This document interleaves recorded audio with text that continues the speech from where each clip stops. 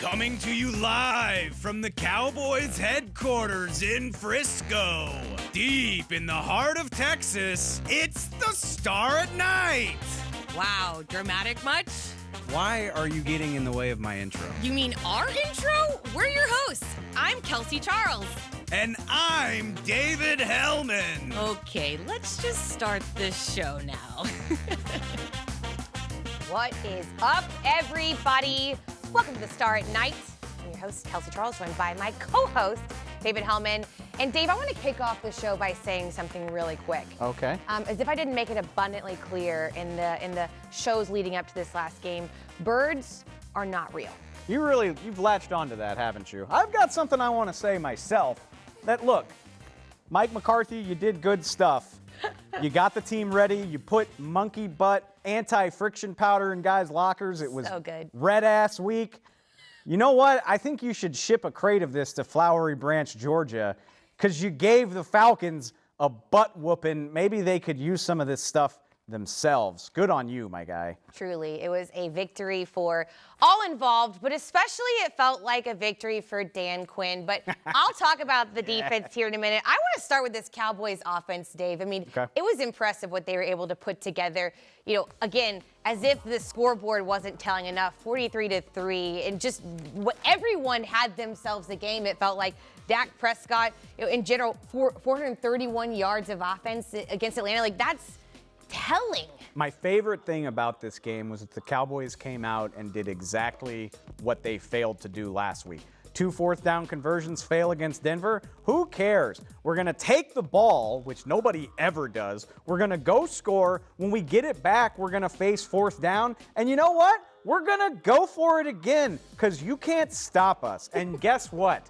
They were wrong last week. Stuff happens. They're not going to be wrong 2 weeks in a row. They rolled these guys. It was so fun to watch. I Yeah. mean, listen, I was just, it was a noon game, and normally those are tough for me to wake up for, but I was awake Why is and that? kicking. What are you doing on Saturdays? Anyways, let's talk about this Cowboys defense, if you will, because again, it was such a victory for this team all around, but especially one like Dan Quinn, obviously facing off against his former team. And literally everyone made an impact again on the defensive side of the ball. This secondary, they did not miss their Wheaties that morning. 3 picks by 3 different corners. Hasn't happened since we were not born yet, by the way. Wow. December of '88. Okay, I just feel like we shouldn't be talking about our age. I'm very youthful. Debatable.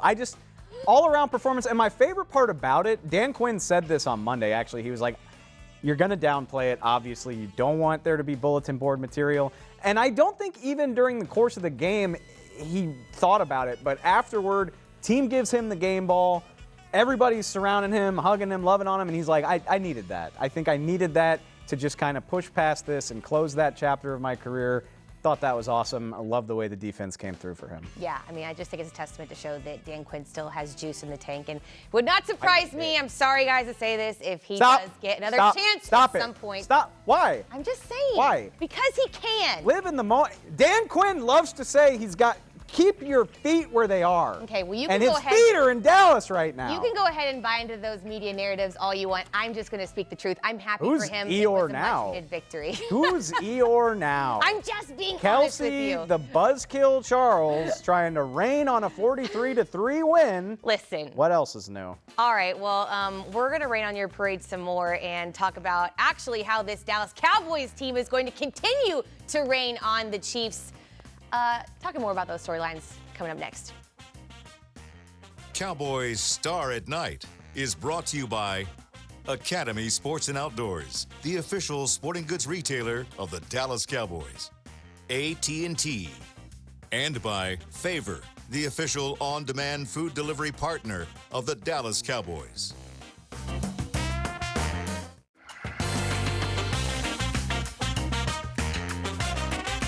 This segment is brought to you by the Dallas Morning News. Nobody does sports like Sports Day. Your home for complete Dallas Cowboys coverage. All right, Dave, so we all know that sometimes sports is just a game of numbers, which is why I want to play percentages with you. Our producer didn't ask me how I did in math before he had us do this stupid segment, but I get a whiteboard, so I'm not on. I mean, cover 4 throwback. Let's go. I ain't mad about that. It's totally fine. All right, so here's what we're going to do. I'm going to throw out a couple situations, and then we are both going to guess the percentage of likelihood of that happening. Okay. I cannot stress enough. I can't calculate tip without my phone. Just want to throw that out there. Okay, well, I'm going to help you out with that. All right. I got you. All right, so the first one, let's just go ahead and start with the biggest of topics. How about Dakota Prescott for easy. MVP? This one's easy for me. I can't freaking write in these markers, but that's okay. Okay. Show the fans. Look, can you read that? 50%. I'm saying 50, 100. Unbiased take. Be reasonable. I thought I was being crazy. If you think about how many candidates there are for MVP, yes. Kyler Murray, Matthew Stafford, Aaron Rodgers, Tom Brady, Dak Prescott, to say he's got a 50% chance at midseason, that's saying a lot. So thanks for cutting my legs out from underneath me. I'm going to take the under and just continue to undercut you all that I can. Being annoying in this segment. Okay, I might be, but I'm with you. I mean, listen, there's a lot of guys that are playing well this year, but he is one of them, and he deserves to be a part of the conversation. I think he's got a really, really good chance. He's the quarterback of the Cowboys, for goodness sake. Just saying. Okay, so let's move on to the next one then. I want to know, Trayvon Diggs. The man is on fire. I was searching for all those national narratives about him being overrated when he came down with another turnover last week, but that's neither here nor there. I'm just being a little petty. 12 turnovers for the year. Do you think he can make it happen? He is sitting at 8 in week 10. Feasibility-wise, what's your percentage? 12 or 14? 14. You can't even read a lower third. They gave you a damn TV show. Someone sponsored me for LASIK. I need help. I'm saying 25%. That's a big ask. That's a big, I mean, you see what happens when you have a couple down weeks. It's not to say that he's been playing terribly. It's just hard to keep that pace. So for me to think he's going to get 7 more in 8 weeks, that's a lot, man. I'd say 25% chance. I mean, listen, Terrence Newman seems to think he can get it done. So hey, more power I got to the you. faith there, if you will. All right, so let's go to Parsons for a minute because I want to talk about what he's been able to do. All right, 12 sacks in the season. Feasibility, do you think it's happening? He is sitting at the halfway mark with 6 right now. Now, here is a 100% chance. Can you read that? I'm so self-conscious about if people can even read this stuff. It's okay, we both can't read on the show. Sacks are a lot easier to get than interceptions, and he's going to have help over the back half. Randy Gregory coming back. Tank Lawrence coming back. And guess what? When all those people are occupied with dealing with those two guys, it's going to be feast city for my man Micah Parsons. He's going to finish with at least 12. I forgot to write mine down, but I'm also with you. At the very least, I'll go double 90%. My 100. Yeah, let's double down on the 100. The Lion's always hungry. Hey. I just felt like saying that. I'm here for that. All right, so another person who has 6 in terms of statistics and what we're going to talk about. How about CD Lamb? Okay, so we obviously want this man to see a lot of the end zone, but how realistic do we think it is for him to get 12 touchdowns? He's sitting at, again, halfway mark with 6 right now. This is also obviously considering the fact that, like, Gallup's back in the mix. Yeah, no, I hate myself, and I hate how corny I am. I talk about it in therapy often. 88%. And obviously that's his number. Oh my God. No, he is coming on strong. And yes, there's more receivers competing for touches, but that means less attention is being paid to CD Lamb. He can feast in the slot when Michael Gallup and Amari Cooper are taking attention off of people. I say 88 mainly because it's fun. 75 might be a better guess, honestly. I think 75 is a little more realistic solely because we talked about with Michael Gallup. We saw him come back this last week. Right. And listen, Get Mike it's a touchdown for good that problem matter. to have when you just have so many offensive weapons to choose from. So because of that, I have no chill, and I'm just really overly optimistic about what this team can do. So, Dave, go ahead and give me some advice. Talk me down a little bit, if you will. Cowboy fans, take it 1 week at a time. You'll see what I mean when we come right back. This segment was brought to you by the Dallas Morning News. Nobody does sports like Sports Day. Your home for complete Dallas Cowboys coverage.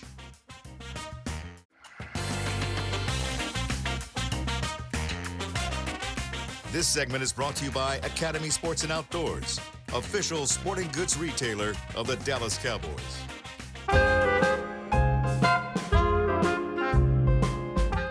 Aaron, good to see you again, my man. I'll you too, Dave. I'll have the usual. That's what I figured, my man. Week 11. Dang. Busy night, huh? Sure is. How you feeling, my guy? It's been a minute. Let's catch up. I'm feeling good. You know, that Falcons team wasn't anything too crazy. But A little foamy, huh? You need me to, yeah, it's you a need me little to teach bit you of how to flat pour beer, a beer. but yeah. No, come on, catch me up. What's going on? I'm just a little stressed still because I feel like the sky is going to fall a couple more times. You know how it is with this fan base. That Cardinals game, it's just looming. Oh, So I'm a little stressed. Aaron. You know what's the great thing about drinking a beer? Preferably a less foamy beer. No What would that be? No disrespect. It's all good. Nice and warm for you. It's all about the journey, man. Why do you drink a beer? You drink a beer for the journey, from full to empty. Very true. Don't worry about what the end of the beer is going to taste like or what you're going to do after you finish the beer. You're probably going to have another one, let's be true, honest. yeah. That's why I'm here. Yeah, I got a couple more for you, so don't worry about that. Come on now. We're not stressed about January yet. We're not stressed about anything other than what's in front of us. The fun of a football season, especially a special football season, is the ride. You're not wrong. Cowboys are playing great Not football. wrong. The whole world's out in front of us. We got nothing to worry about other than the Kansas City Chiefs and what this team can accomplish. That's somebody else's problem, and it'll get there. You're right. You're And right. look, I'll probably drink 12 of these. I got 12 for you. We'll see what happens when we get to that point. But for now, You know what? I'll help you finish it. You're that's right, my man. tasty. Just sit back and enjoy the ride. It always goes down smooth. It's football season. Right. We'll be sad when it's over. Till then, I hate the trash. I hate the trash. we're getting ready for this Chiefs matchup. We'll be talking to Aaron Ladd when we get back right after this. This segment is brought to you by Academy Sports and Outdoors, official sporting goods retailer of the Dallas Cowboys.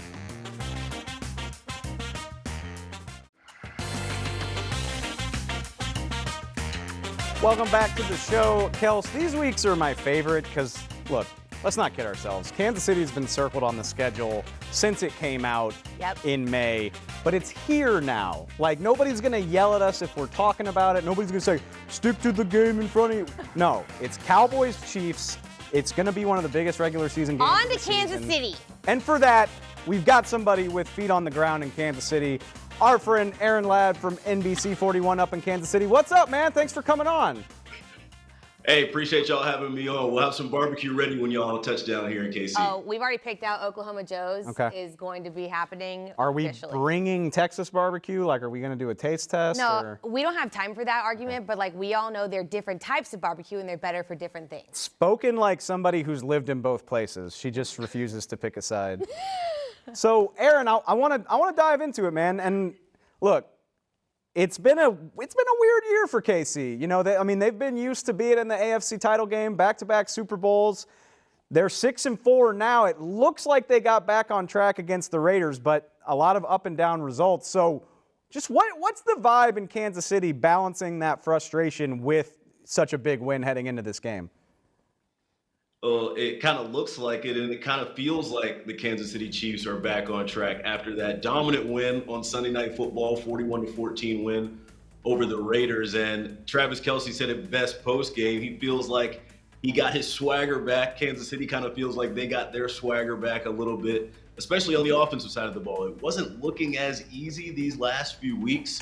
The offense kind of grinding to a halt. The running game, not the same with Clyde EdwardsHelaire on IR, but everything kind of came back together in Vegas, and maybe they're feeling a little bit higher, anticipating a big-time matchup now with your Dallas Cowboys coming in here to KC. Okay, Aaron, I've got to ask you, though, because you did mention Clyde EdwardsHelaire, which is my dear friend's That's my guy. Tiger son.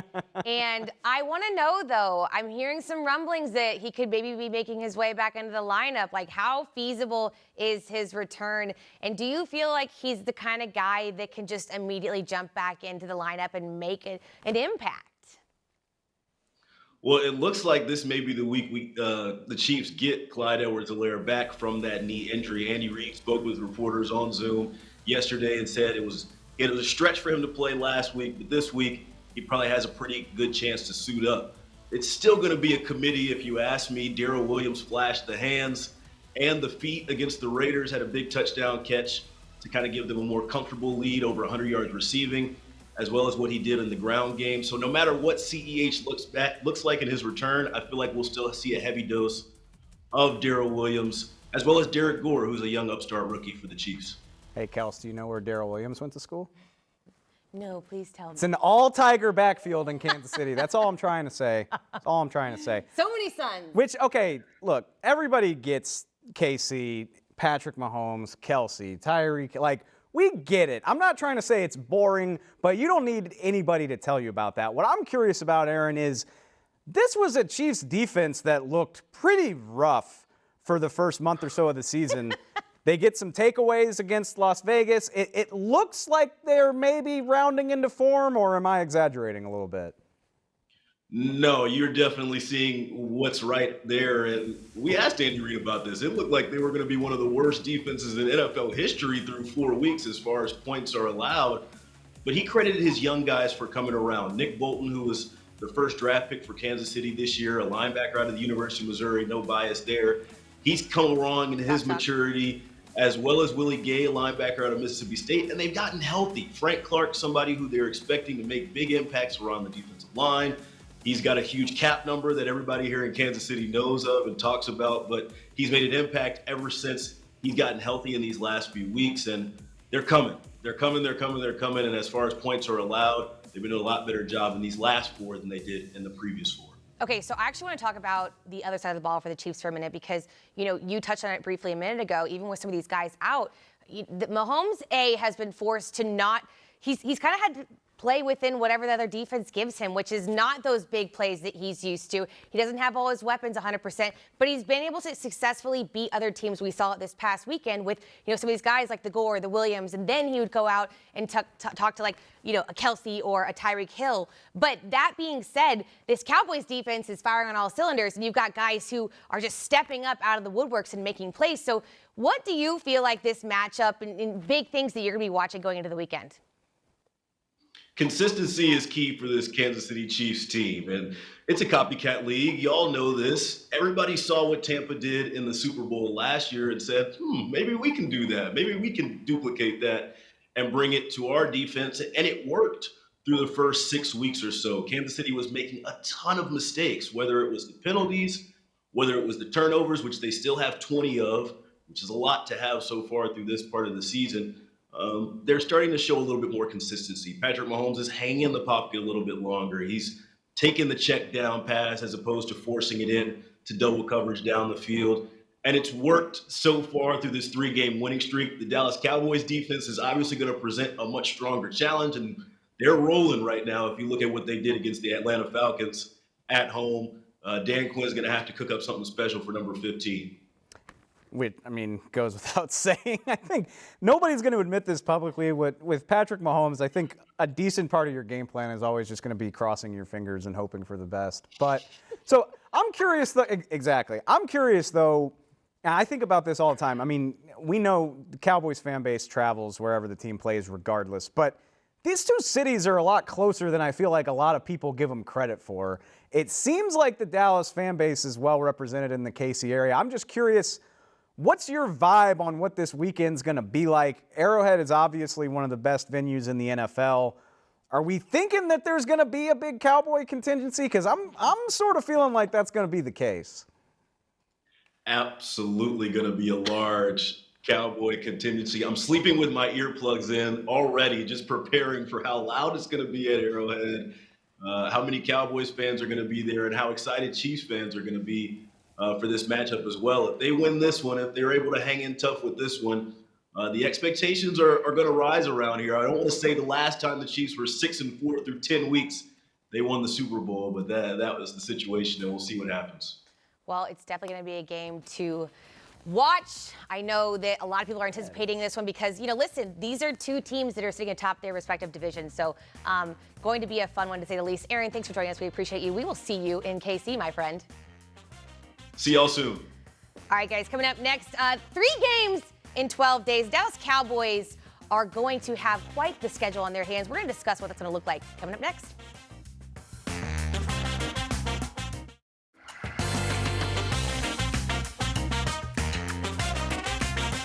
Cowboys Star at Night was brought to you by Academy Sports and Outdoors, the official sporting goods retailer of the Dallas Cowboys.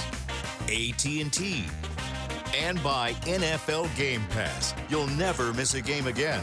Enjoy full and condensed game replays from Week 1 to the Super Bowl. All right, Dave, so I'm feeling pretty good about this Cowboys team coming off of last week, but the true test is going to be how they fare in the coming weeks because they have 3 games in a 12-day stretch, and these teams are nothing to laugh about. Can I be my true self and be Eeyore for a second and let you in on a little secret? Every team in the league plays on Thursday. So every team in the league plays 3 games in 12 days. They just go Sunday, Sunday, Thursday instead of Sunday, Thursday, Thursday. Does that track? No, because I am a Cowboys schedule apologist, and I will always weight the Thanksgiving game on a Thursday higher than any other Thursday game. The only difference is that they play more on prime time than everybody because they go back-to-back Thursday showcase games. Look, it's still going to be hard. Yes. And these are all good teams. Obviously, Kansas City speaks for itself. Raiders and Saints are in the playoff chase. This is going to be tough, and I don't want to overreact. I think this is going to sound crazy. As long as the Cowboys get out of this with 1 win, they're in good shape. I think they can get 3, but guess what? Math is math. Everybody has to do this. It's not that big of a deal. We will be back to continue previewing for this big matchup against Kansas City. Thank you for watching.